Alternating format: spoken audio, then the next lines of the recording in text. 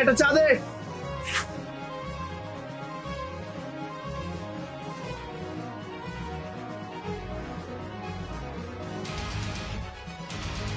কিরে এত দেরি করিস কেন?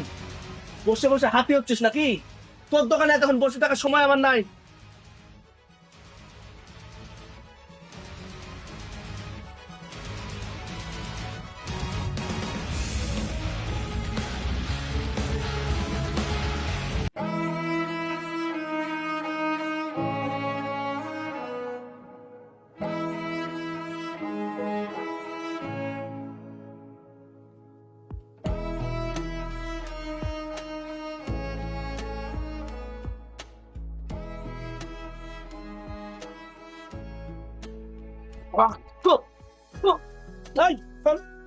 তুই চা দিয়েছিস? তুই জানিস না আমি চা একটু বেশি চিনি খাই? হ্যাঁ, তুই তো আমাকে চা। এই থামুন, কি করছেন আপনি? এমন একজন প্রতিবন্ধী মানুষের সাথে কি আচরণ করছেন এটা? তার উপর আপনি ওনার গায়ে গরম চা ঢেলে দিয়েছেন, এখন ওনাকে মারতে যাচ্ছেন? আপনি একজন সুস্থ স্বাভাবিক মানুষ হয়ে একজন বিকলাঙ্গ মানুষের সাথে কি আচরণ করছেন? উনি যদি আপনার ভাই হতো এমনটা করতে পারতেন?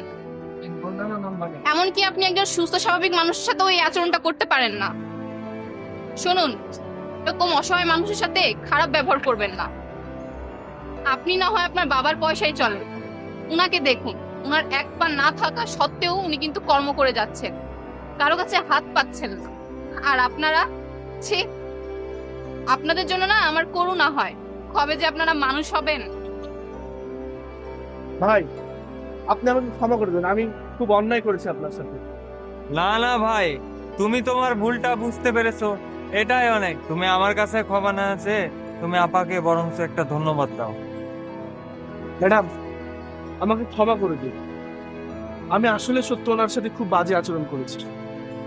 আমার এরকম আচরণ করাটা একদম ঠিক হয়নি। আমি দিন দিন অমানুষ হয়ে যাচ্ছি।